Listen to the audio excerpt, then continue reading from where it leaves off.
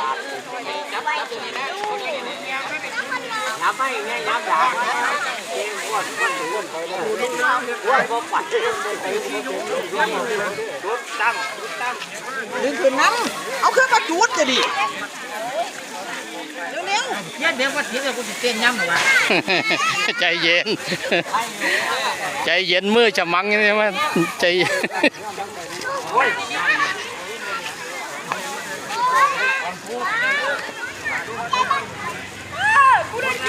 พูดเลยตักไปเลยไปลุงนี่ว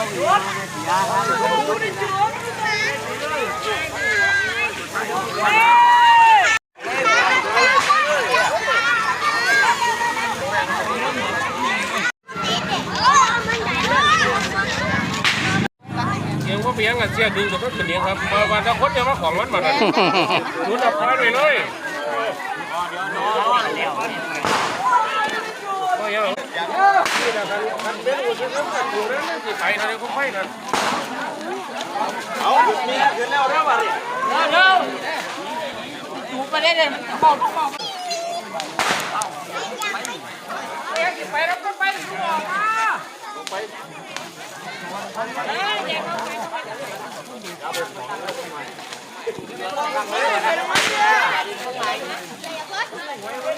บ้านหัวบ้านให้บ้านหัวนะ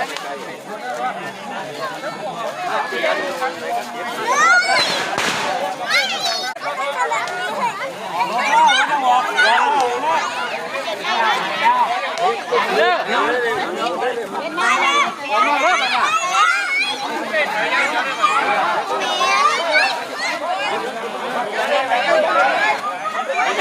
วมาเลย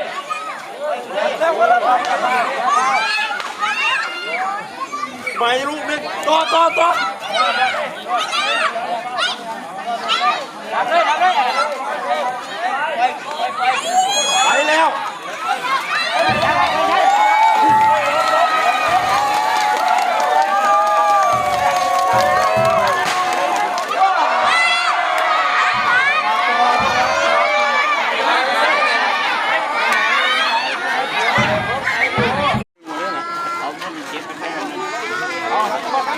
ชนเลย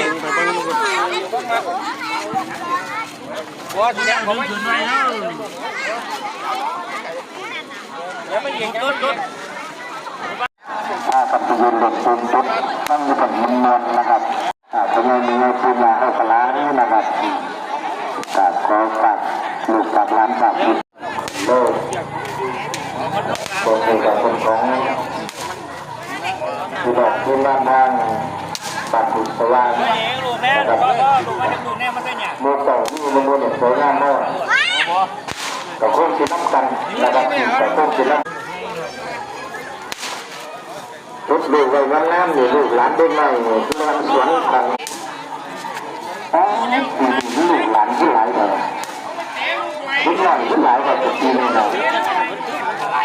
เนี่ยทุกทีก็เป็นมือจีนนะที่ก็หลายคนนี้โม่คนนี้นะไปผู้เสียคู่เป็นตะกวดหัวเลยเป็นมือจีนไม่ประเด็นไม่ไป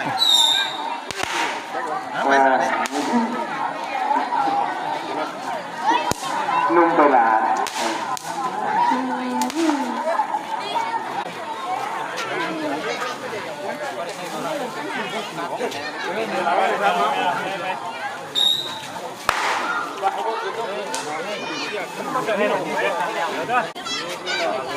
ี่ยนี่เลยพี่อยู่ว่าแม่ไม่ได้กินเลยเข้าไปเอารถไปไปเอา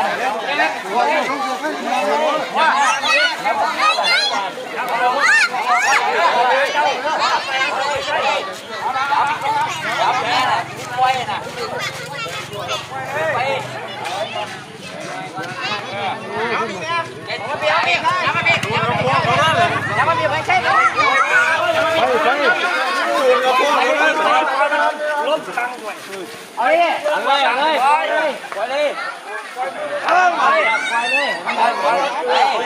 อย่าบอก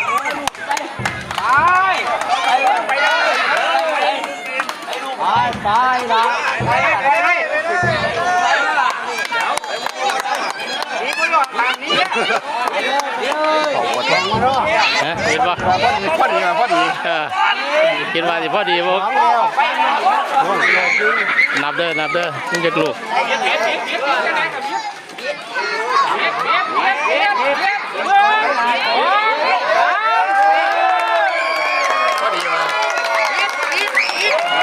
พวกน่ะใช่พวกหรอกอ่ะแกนนะ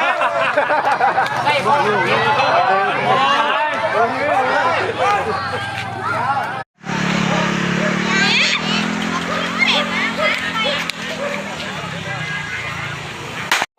จะลงทุนอีกจุดนะซื้อวัดไม่เห็นใส่เขาอีก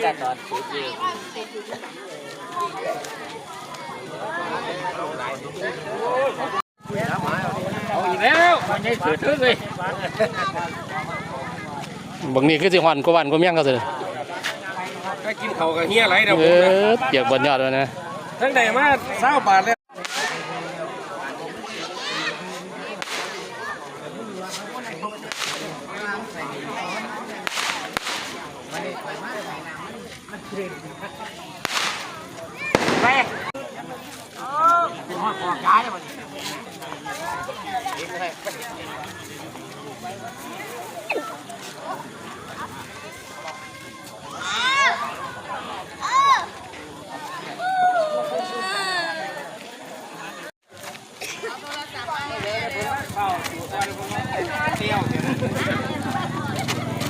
ทางยังไม่หมด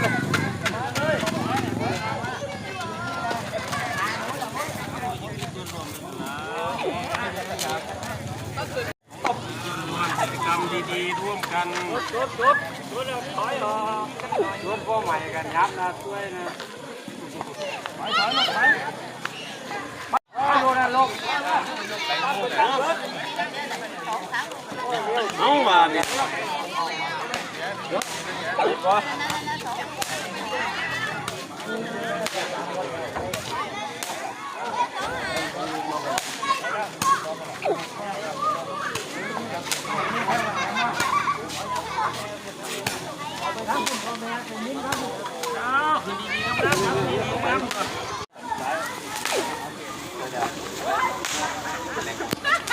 ว้าไปเหยียบ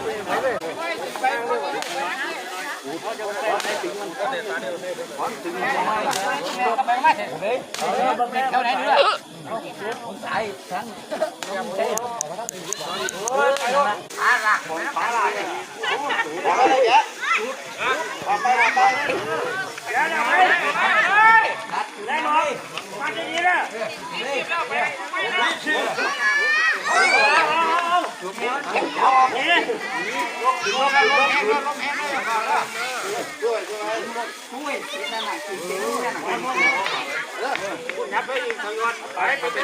แล้วก็พ้นแล้วใช้เม็ดตัวอีกไปแล้วเกมแล้วเราไปไปแล้ว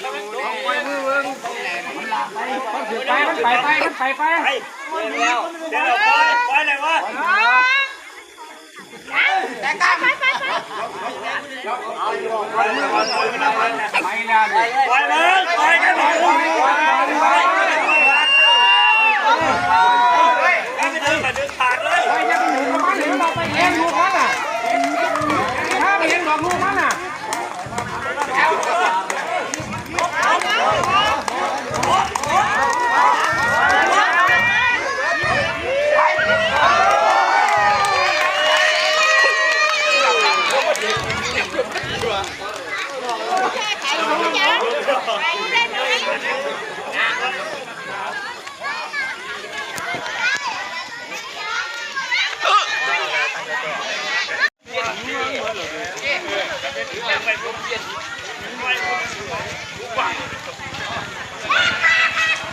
สวยเลยไปแล้ว ใช่อีกเครื่องกับพ้องกันเนี่ย